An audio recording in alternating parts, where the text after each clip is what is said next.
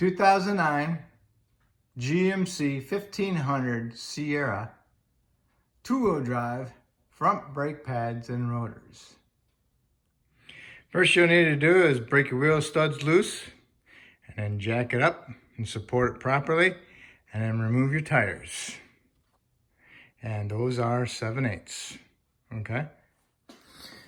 All right, next you need is a T30 Torx to remove the brake rotor retainer bolt. Okay, it's a Torx. So I'm gonna hit it with the impact. If you don't have an impact, then you gotta use an impact driver. It's that quick sharpness that helps break it loose, okay? If it doesn't come loose and you snap your head off, then you have to use a chisel, a flat, a nice sharp little chisel, so you can hit it the direction that is off, okay? Okay. I take off the outer tie rod end. It's a 21, comes off pretty easy. But I just do it so I can turn it a lot easier. Okay, you have two caliper bolts, one here and one here on the bottom. And those are 19. You take them out, okay? And then you'll need an 18 for the caliper bracket bolts. And there's two of those just on the outside of those, just on the inside. There's one here and there's one over here, okay? So we'll do the caliper bolts, and then we'll do the caliper bracket bolts. Caliper bracket bolts, that's what they look like. They got a 19mm head on them. Take them off and get yourself a decent sized screwdriver. Pry it inside there. Pry the caliper off. Make sure you catch it. Don't let it hang. Okay? You get it off, stick it somewhere up in there, or get a hook and hook it up. Okay? So, but when you get the caliper off, you want to look at the pistons. Okay? These are, I think they're plastic pistons. And then you want to look at the boots. Make sure the boots aren't tore or any big chunks out of the piston. Okay? Cause you any problems or cracks. Boots look good, so if I push them in, they're gonna be fine. Okay? Next, we're gonna remove the caliper bracket. Those are 18s, there's two of them. And then also you wanna double check your caliper slides with the caliper bolts bolted into. This one's doing good. This one's doing good too, okay? If they're frozen, you need to replace the whole bracket. The bracket with the caliper, and I would do both sides, okay? And also you wanna inspect your hoses, flexible brake lines for any cracks in them. Crack here mainly, or a crack there, or a crack up here. A lot of times you get these hoses and they get restricted. They get restricted because this is metal and this is metal. There's a crimp right here. Well, when they rust expands and it restricts the flow of the hose, okay? So that's the main problem with when things get old and rusty, okay? So if you ever get a problem with a brake caliper hanging and you release the bleeder valve or loosen the line and you can push the pistons in, there's your culprit. All right, I'm gonna get this bracket off and I'm gonna go from there. Here's your caliper bracket bolts, kind of beefy. And here's your caliper bracket, okay?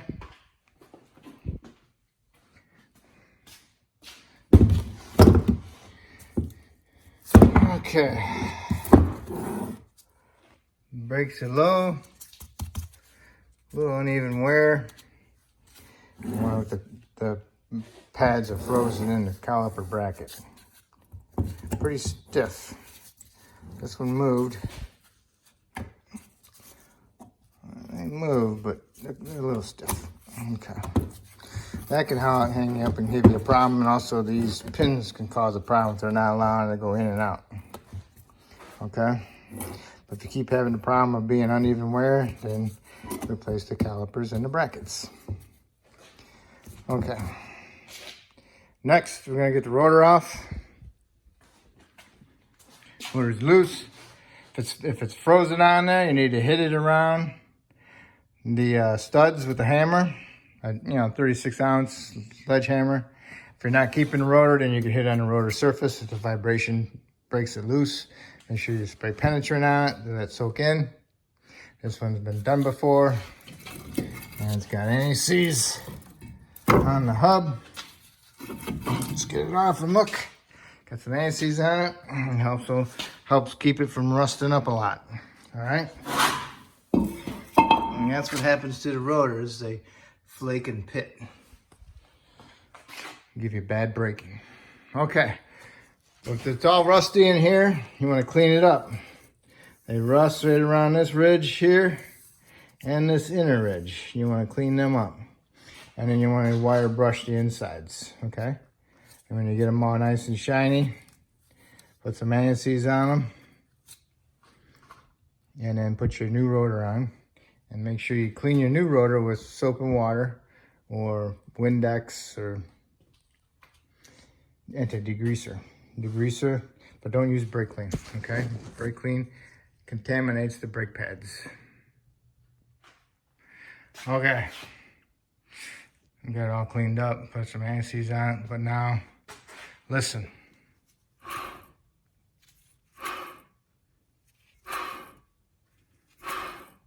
You hear it? Making that scraping noise? Listen to this side.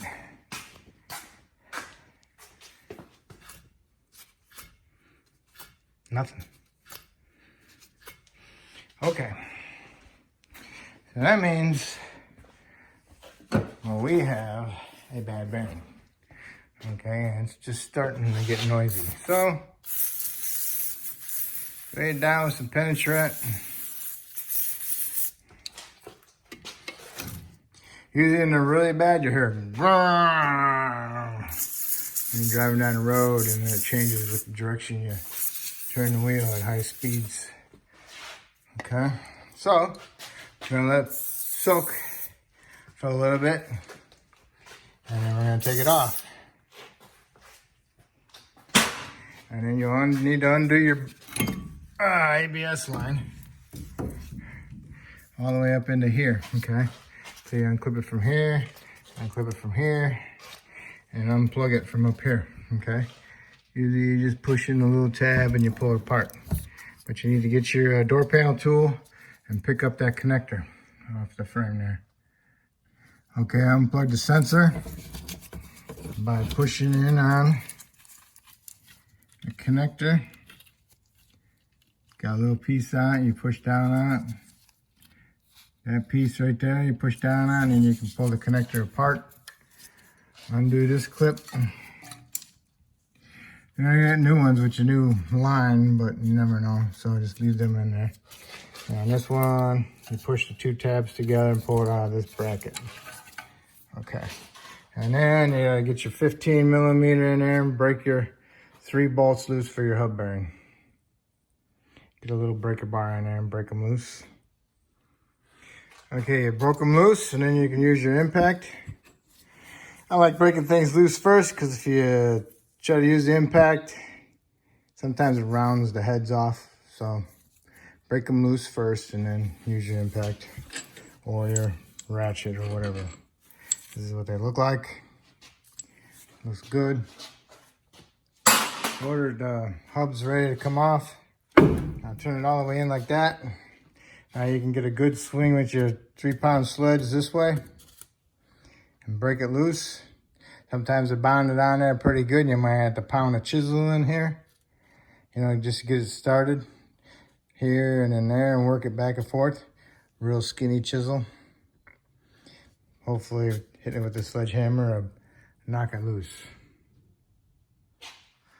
Okay, I hit a bunch of the sledge. I'm out of breath. More penetrant, and possibly a chisel. Here's my chisel. Sharpened it up. Give you an idea how big it is. Pound it in there like that. Probably I don't like doing that because it destroys my dust shield. But I have no choice. They got those big tools you can bolt onto the hub, hit them with a sledgehammer. They work on the smaller vehicles, not these big ones. Okay? Sometimes you can take a die grinder and you can put a groove in here so you can get your chisel started. That's the hardest part. Once you get your chisel started and it breaks it open a little bit, like this one, just starting to move. Then you could use your hammer. I'm out of breath from swinging at the chisel, and I'm out of breath from swinging at the hub. So, good time to find out how good shape you are. All right, it's moving, so I'm gonna put some more penetration on it and then keep hitting it. Because I'm swinging from outside the fender, swinging in. So when you're doing that, try not to put a dent in it, okay? Because you don't really get a good swing inside the fender unless you're really, really strong. Okay, there she bees. All right, you want to clean up your dust shield, inside and outside mounting surfaces. Clean out your knuckle. Make sure you get all the rust off of there. And inside here, get it all cleaned up. Put some anti-seize on it. Put some anti-seize on your dust shields, inside and outside, where it mounts. Make sure you get all the rust out of it so it doesn't change the angle of anything. Okay. And then we'll get our hub bearing. Got the hub all cleaned out. What I gotta do is put some anti-seize on it. Now I got my dust shield. If you destroyed the dust shield where the hole is, flatten it out. Take a big round punch, stick it through there and pound it out so you open up the hole. So you can get the bolt started, okay? And remove the little rust spots on the mounting surfaces and put some anti-seize on it and then put your hub on. Okay. Here's the bearings I use. I use a FKG. I like them. Used to like Moog, but they just seem to go out too fast. I've had good luck with FKG and they're a decent price. And they're not real cheap on price, but they're decent and I have no problems with them. This is for a two-wheel drive, so make sure it's not all the way through with the splines. Make sure it's plugged up, because four-wheel drive one will not work. It will fall apart. So you need this style, two-wheel drive. Make sure your connector's proper. Make sure it looks exactly like the old one, okay? And then match it up with your dust shield and put it on. On the dust shield, make sure the tits go around the hub flange, okay? The little stamped pieces, make sure they go that way. Okay, line up the hub, put your bolts through, get them started, get them all started, then run them in with your air ratchet or a ratchet, and then you want to torque them to 90 foot-pounds. Double check your torque specs, okay? So then now you got a new clip here, and you got a new clip there. You can probably pull this one out. Sometimes when you pull them out, you're in the control arm, and then you break them off, and then you gotta drill them out. So sometimes I always just reuse that one. Saves a little bit of time. And make sure you plug it back in, the connector, and then push it back into the line bracket up here to hold it, retainer, okay? Okay, hub bearings on there. You got a film, light film of the anti-seize. Okay, so I'm ready for my rotor. And I got my line all connected and everything. So now I'm gonna put the rotor on. New rotor, make sure you clean it, soap and water, degreaser, Windex, no brake clean. Okay. Okay, now you need to clean up your caliper bracket. See that rust in there? And then that square channel that that's all rusty in there. I need to clean all that up. I use a die grinder and I use it sideways with the Rolex sandpaper on it. If you don't have one of those, you should get one. They're great.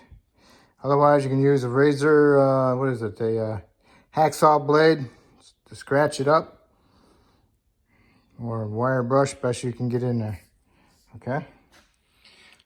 Okay, I cleaned up my calipers. Got my caliper slide pins out. And they just don't clip in. This means it's going to allow the water to go in there. And then they're going to be frozen in no time. Reman calipers are 80 bucks each. I don't particularly like these. I'm sure you could buy the boots, but they just don't stay in there. I don't like them. So I think I'm gonna get new calipers. So I'm gonna stand still. Okay, we're back. A new day. I went and got remanufactured calipers and brackets. Remember I was talking about these, they didn't want to stay in there very good. Not much better, but I don't think it's going to allow the water and debris to get in there, so more happy about it. Okay. What I do is I paint my caliper brackets inside there. It's probably already got paint on it, but I don't know. So I put some paint on there, let it dry, and then I put my abundant clips in there, my hardware. Okay. And this is the calipers that aren't with the oversized boots. Everything looks the same though, even the clips, so that helps you out. Okay, got this ready. I'm gonna put this on, okay? Remember the 2 big bolts. Remember to put the 2 big 18 millimeter head bolts in there. Torque them to 90 foot-pounds. Double check your specs with the manufacturer. I'm just giving you a ballpark, okay? So now we need our put our pads in there. And then we need to put our calipers on there. Notice that they got the little springs that push the pads off, so they better be ready with your caliper when you got the pads in there. Notice that the center pad is bigger than the outer pad. Okay? That's allowed for the width of the pistons. Okay, just got the anti-squeaker on it. And now we'll go towards the so the rotor is rotating this way. You want the squeaker there, okay? Because the rotor is going to be turning that way, squeaker there. If it was over here on this side, the rotor would be going this way. You want the squeaker up here, okay? All right, so now I'll get the other pad in there. And putting the pad in there, ain't no big deal. Just make sure you push it against there. Get it in there. They're staying in there pretty good. So now I'll get my caliper and put my caliper in there. And I'll start my 2 caliper bolts. Caliper's in there, snugged up my caliper mounting bolts. And I torqued them to fit 45 foot-pounds. Double check your torque specs. And make sure your bleeder is on the top, not on the bottom. If it's on the bottom, you're upside down, you got the wrong ones, okay? And now we need to put our brake line on and remove it from our old caliper. If you have some line pinchers to pinch the brake line on the flex part, go ahead and use them. If you don't, use some vice grips, but do not tighten it up real tight. You just want to pinch it a little bit. And then you want to take the banjo bolt out and hold on to your caliper so it doesn't land on your feet, okay? And watch out for the brake fluid to spill all over your new parts. And this is an 11mm or a 7/16. Okay. All right. Okay, the Banjo Bolt stays on there. From the factory, they smashed this inner copper washer. So it's like a triangle. So what you need to do is you need to grab hold of that washer with a pair of pliers and then get your socket back on here and unthread it. Hold on to the washer like that, okay? And now you need to clean up your line, because you don't want to get that, you don't want that rust on there, because rust, remember, rust is expansion, and it's expanding off that metal, so it might not allow you to crimp down on your Banjo Bolt to smash your new copper O-rings, washers. Okay, you got your line cleaned up. Make sure you clean up this side of the line too, so it doesn't expand up against that. It'll keep you from threading it on there properly. Remember, one copper washer goes on one side, and then another copper washer goes on the other side, in between the line and the caliper. Washer there, and washer there on the bolt. Tighten your Banjo Bolt up to like 35 foot-pounds, you know, good and tight. Remember, it's a hollow bolt. Once you got it on there, you remove your clamp. And then next I'll take the bleeder out and I'll put some anti-seize on it. And then I'll thread it back in and I'll leave it loose so it will gravity bleed. If you want to help it make it go a little bit faster gravity bleeding, open up your reservoir cap on your master cylinder. Okay. Okay, here it is, gravity bleeding. What you want to do is tap on the caliper. That vibration helps get the air bubbles from around the brake pistons, and the air bubbles will come up and they'll eventually go out the bleeder. Okay, so now it's dripping pretty good. What you want to do is close your bleeder, lower your vehicle back down, put your reservoir cap back on, pump your brake pedal up a couple times so it's hard, and make sure both sides are done, you know, so you don't be pushing your pistons out, whatever, on the other side. So, and then go back under the hood, take your reservoir cap off, and then raise it up, and then open your bleeders up again and let them drip a little bit. And you can tap on the caliper again with your hammer. That will help take out the air bubbles. If you don't see no more air bubbles, then you're good. Then you can put your tire back on. But if you've removed your tie rod in, put your tie rod end back on. But most people aren't. I just took it off for you guys. So now, put your tire on, and you can torque it to 140 foot-pounds. Lower it back down on the ground, and go back under the hood, top off your fluid, put your reservoir cap back on, and then pump your brake pedal up. When you're done, make sure you got a good hard brake pedal before you put it in drive or reverse. Okay, because you don't want to be driving through your garage door or run somebody over. Okay? So that's how you do it. Thank you. If I helped you out any, please subscribe. If you already subscribed, I really appreciate it. Helps me keep going. I'd like to see the numbers go up. I don't have that many numbers, but I appreciate it. And I thank you.